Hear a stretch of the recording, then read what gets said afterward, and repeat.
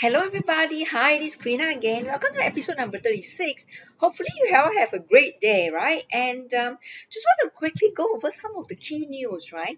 Um, so this one is very interesting because it actually look at what are the possible low prices that cryptocurrency, right, especially Bitcoin, can go. Right, and the title is When There's Blood in the Street, Why It's Not Quite Time to Be Long Crypto.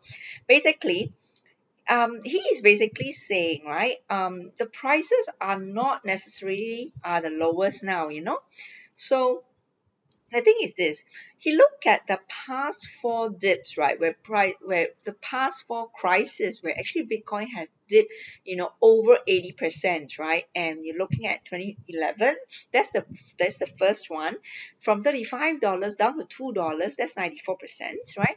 The second one is 2013 in April, and just 2 days, 259 go down to $45, 83%.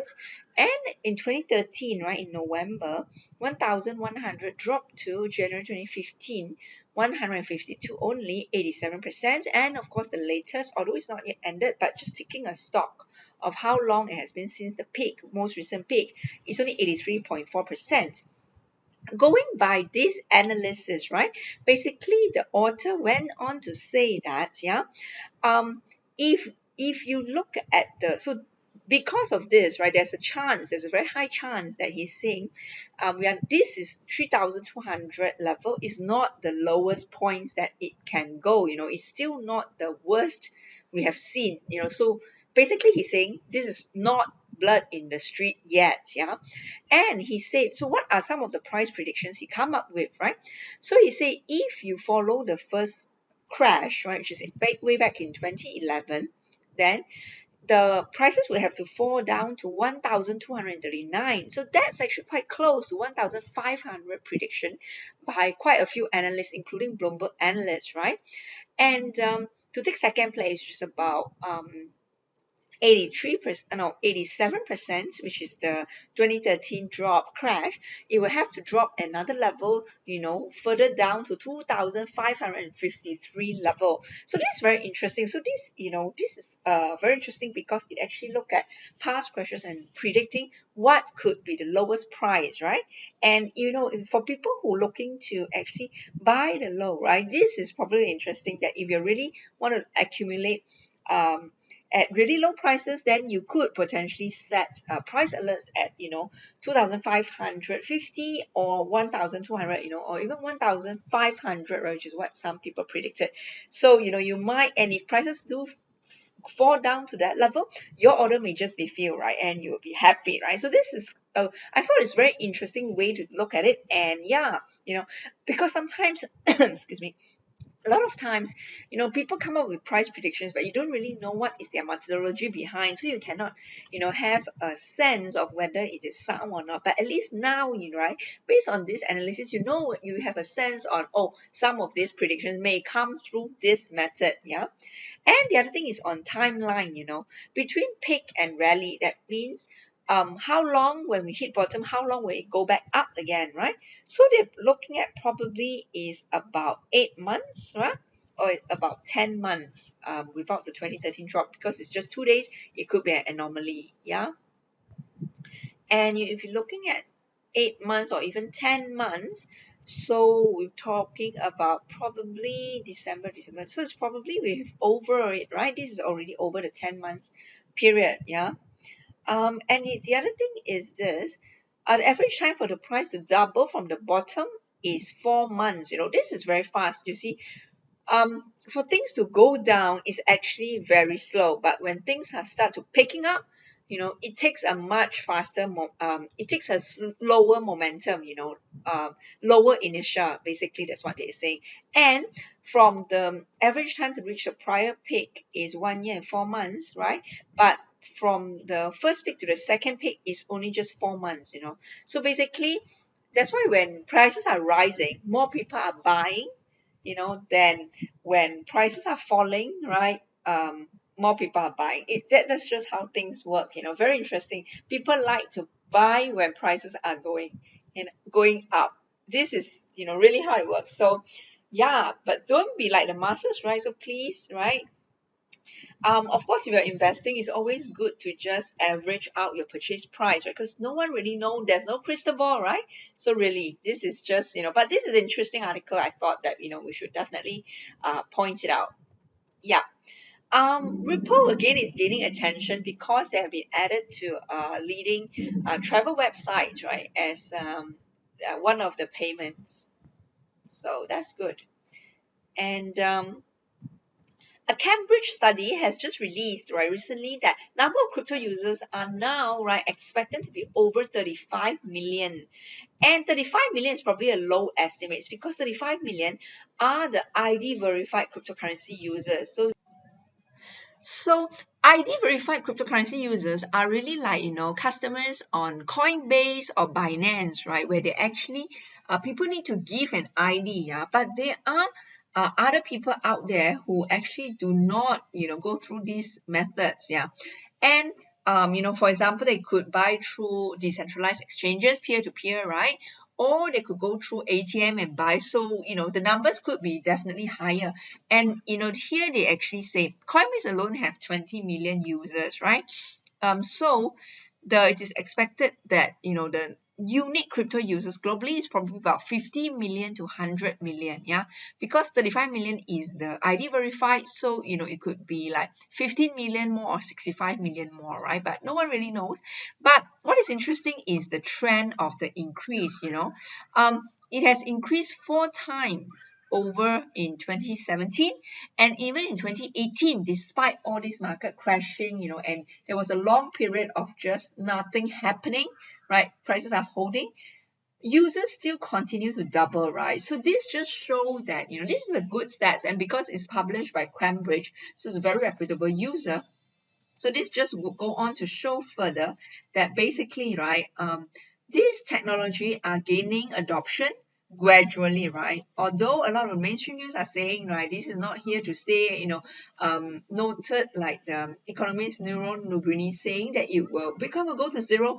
No, right, it's not true, right? Just looking at the usage, right? This is not true. Yeah.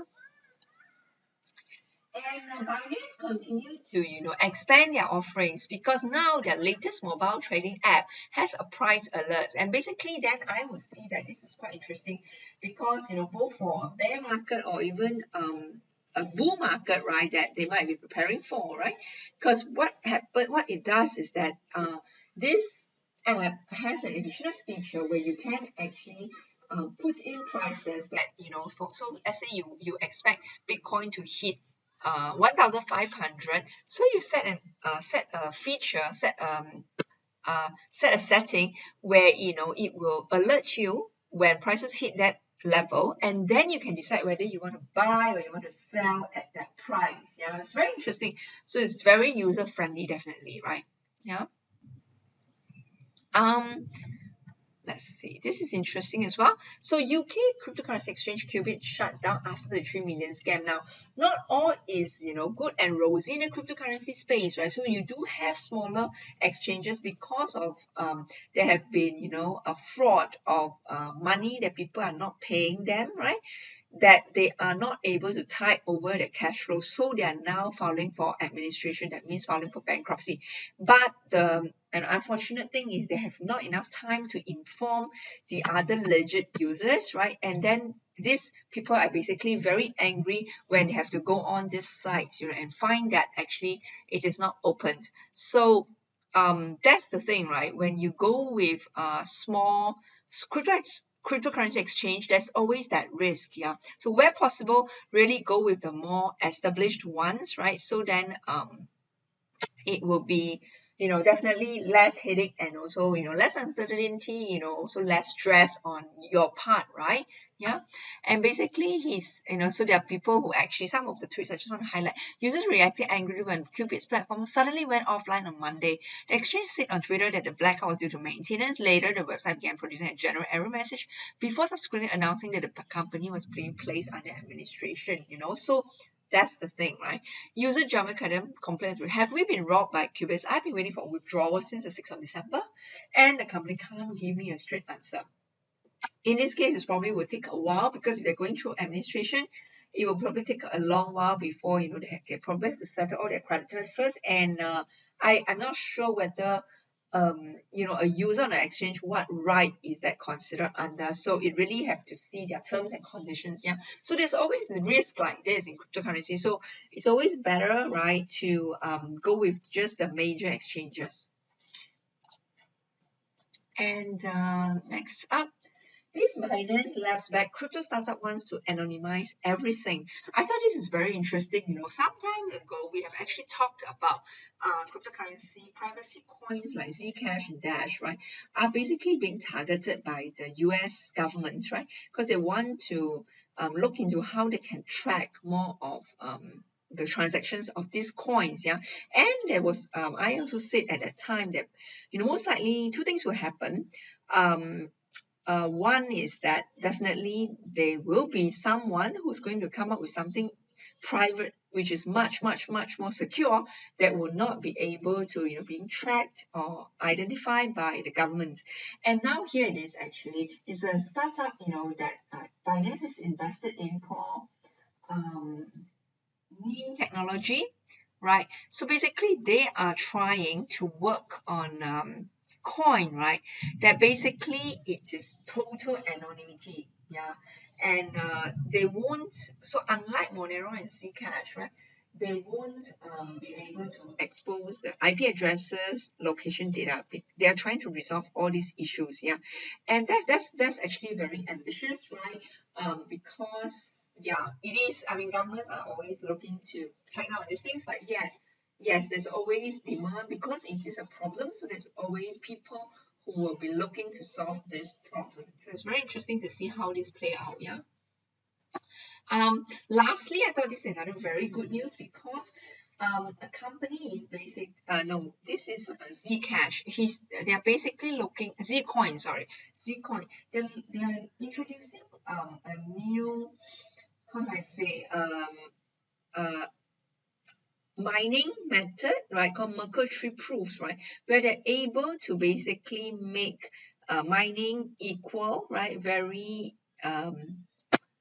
accessible to everyone, including individuals, right, on their computers, right. So they basically want to make it not profitable, right, for those people who have, those ASIC farms, right. So no, application specific integrated circuit farms, right, are definitely, because they are so much more powerful, so in Bitcoin, so they're able to, definitely be much more profitable than someone running a individual computer back home to mine Bitcoin, yeah.